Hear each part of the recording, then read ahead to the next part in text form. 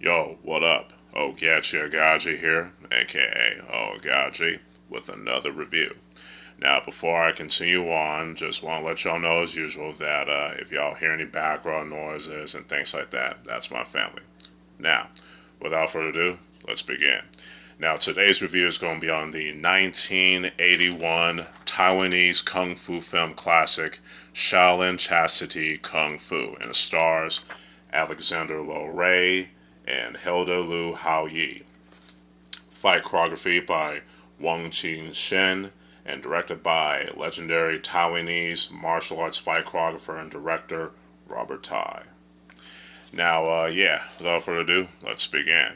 And I'm going to read the synopsis that I have written down in this piece of paper right here. So bear with me if y'all experience any long pauses from me and brain farts and all that stuff. Yeah, and that was that long pause that you just experienced right there. Anyway, let's continue on. After the massacre of a small village, a group of survivors led by Tai Chu and Gum Ying are trained by two Shaolin monks. The two monks train the survivors in the arcane secrets of Tung Ji Gong Kung Fu. Soon, the villagers decide to use their new kung fu skills to avenge their loved ones against the Nine Devil Gang that destroyed their village. Along the way, they're joined by Japanese martial artists who have come to China to exchange martial arts skills and ideals with the two Shaolin monks. Pretty good description, I would definitely say. The story in this film is actually pretty interesting. And it's written pretty well, at least in my opinion. Now, that's not to say that it's perfect or anything like that. It does have some, flaws here and there, some plot holes. You know what I'm saying? I don't want to get too deep into that because of spoilers, because, let's just say that, it's convenient how, the main villain at the end, he doesn't get bitten until later on. But that's all I'm going to say about that because, again, spoilers. But for the most part, the story is pretty intriguing and the characters are very well interesting, especially the character Tai Chu, played by Alexander Ray, and Gum Ying, played by Hilda Hao-Yi. They definitely worked each other very well, especially if they're arguing in the beginning of the film, which I like. And I also like how, the village kids, they're all having fun, and things like that. And they get to train in the kung fu skills along with Tai Chu and Gum Yin, which I like. The two Shaolin monks, are very cool, how they decide to train the villagers and, things like that. Another thing I like too is like how, the Japanese martial artists are portrayed in this film. I like how the Japanese martial artists are portrayed as, honorable, warriors and things of that nature, which I think is kind of cool, you know what I'm saying? Especially for the fact that, at that time, like in the early 70s, and whatnot, the clash between the Japanese and Chinese martial arts is due to what happened, to the Japanese occupation of mainland China, Hong Kong, Taiwan, you know what I'm saying?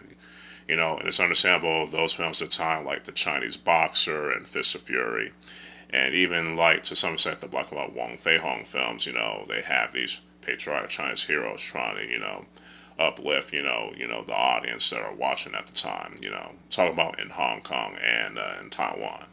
But, times have changed a little bit, and then we have films like Heroes of the East and Duel to the Death, and then this film, and then later on Fist of Legend, showcasing mutual respect for both the Chinese and Japanese martial arts, which is cool. All the cast did their thing in this, especially Alexander Ray and Hilda Hao-Yi, you know what I'm saying? So no complaints there on the acting, you know what I'm saying? And I definitely recommend y'all watching this in Cantonese or in Mandarin instead of the English dub. Just want to let y'all know about that. So, the story, characters, and acting each get a 4 out of 5. Now, the action is just superb. So it's awesome, old school kung fu shapes. You know what I'm saying? And how, like I said, in the training sequences, they're learning the Tongji Gong, having their bodies harden a little bit and things of that nature, and all the different forms and techniques, and how, the using the palm techniques and all that type of stuff, which is cool, you know what I'm saying? And then, like, the Buddha Union formation technique they have going on in the train sequence, which I also like. You know what I'm saying? You know, the final fight around the end of the film is just like pure 1980s Taiwanese kung fu movie action.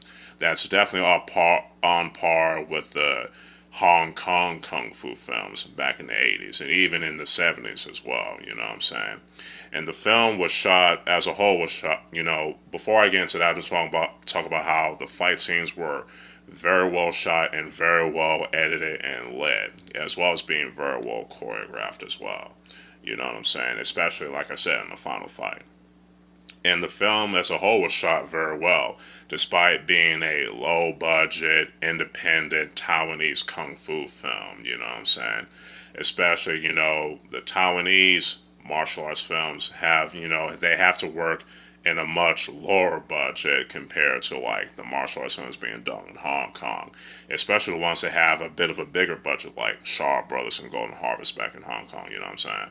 So it's always nice to see how the Taiwanese filmmakers were able to make do with what little budget they have with their films, you know what I'm saying, which I like. Especially when it comes to the cinematography, the fight scenes, and all that kind of stuff. So the action, cinematography, editing, and lighting all get a 5 out of 5 in my opinion.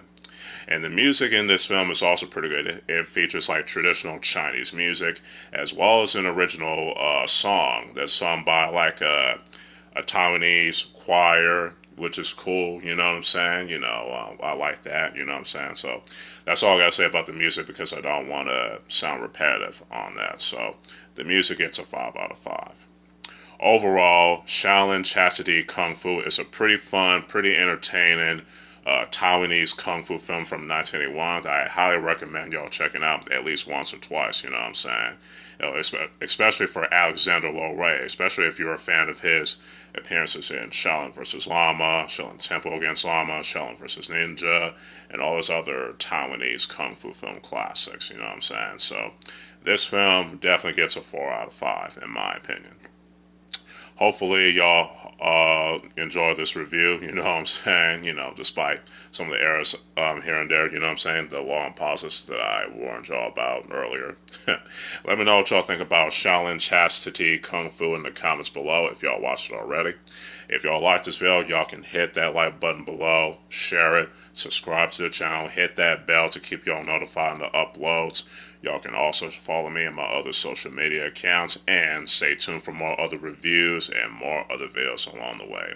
So with all that said, hope y'all enjoy the rest of y'all day. This is your boy, Ogechi Aghaji, aka Oaghaji, signing out. Peace.